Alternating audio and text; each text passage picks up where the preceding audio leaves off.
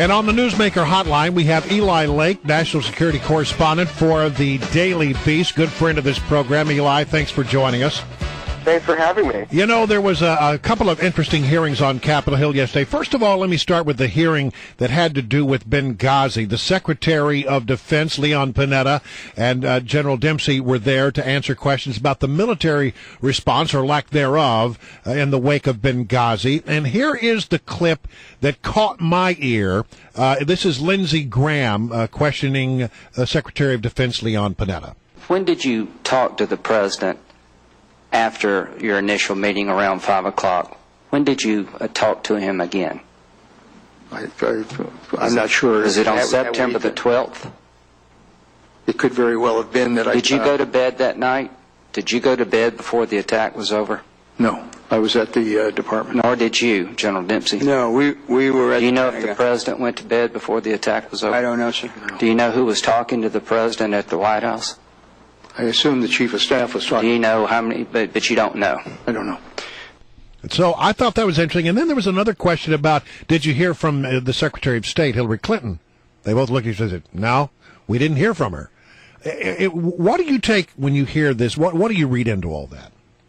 Well, I think that there's a couple things that are going on right here. I mean, for me, I think the real news from that hearing was that Panetta and Dempsey acknowledged that they supported a plan to arm Syrian rebels, and the White House said no. And now we know that almost all of the National Security Cabinet wanted to arm the rebels, and it was really Obama and the White House that said no. That was brought out at the Benghazi hearing, didn't bear directly on the Benghazi issue. Right.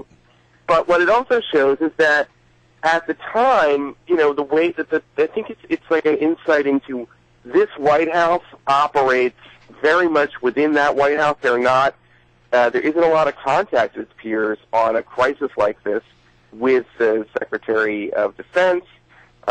We know that there wasn't a lot of contact with the Secretary of State, and for that matter, you know, the Chairman of the Joint Chiefs of Staff.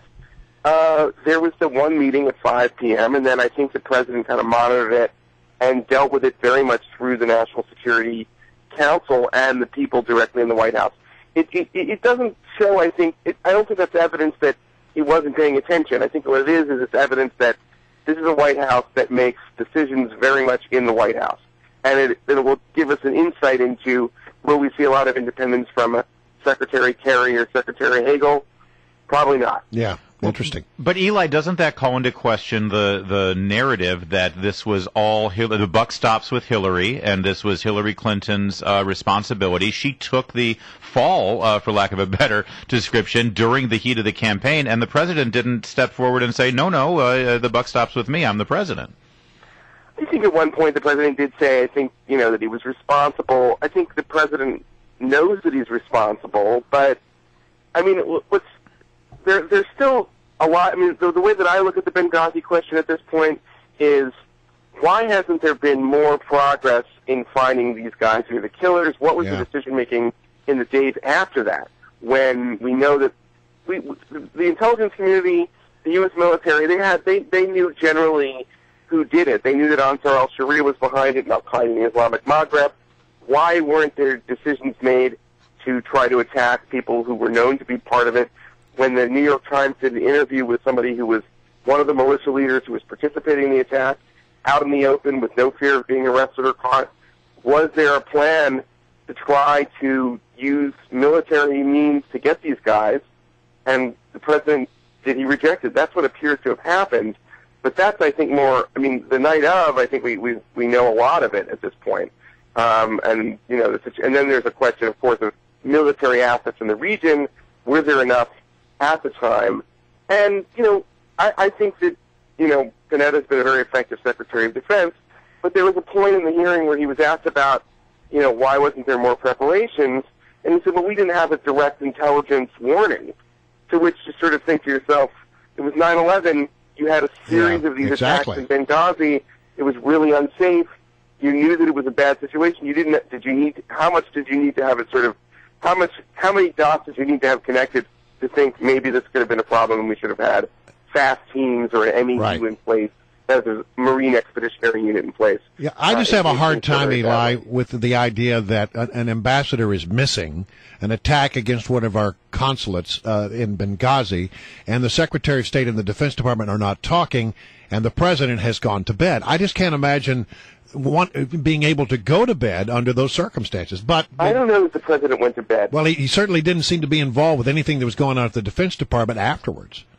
Yeah, but I also think that the National Security, we don't know, my sense is the National Security Council and the White House staff, as far as I know the President, we know the President, by the way, has like an hour phone call with Benjamin Netanyahu that night, by the way, as well. Okay. And Eli, just for clarity's sake, when you said just in the next day they basically knew who had done this attack, of course you're talking about the filmmaker who did the YouTube video called "Innocence of Muslims," right? No, that's not what I meant. Oh, I'm sorry. I get so confused about the messaging out of the White House on this. Can I ask you about the other hearing, though? And that was John Brennan to be the new CIA director. I found one interesting thing there. He says that he finds waterboarding reprehensible and that it wouldn't happen when he's the CIA director. Yet this is a guy who orders drone strikes that sometimes kill innocent bystanders. How is it that he finds waterboarding reprehensible, yet he doesn't have any problem at all with the idea of pulling the trigger on a drone strike when sometimes innocent bystanders are killed? Or somebody who had said when he was at the CIA that the EITs, in some communications, were effective in helping catch bin Laden or effective in getting important information. The enhanced interrogations, right? Senate report, and he says, wow, I didn't realize all of this information, so now I don't know what I think about whether it's effective. When just this weekend, Leon Panetta, who was not at the CIA at the time, but who had been briefed on it, was the CIA director during the bin Laden raid, said, we know that these techniques were very helpful in getting us information to the carrier that led us to bin Laden.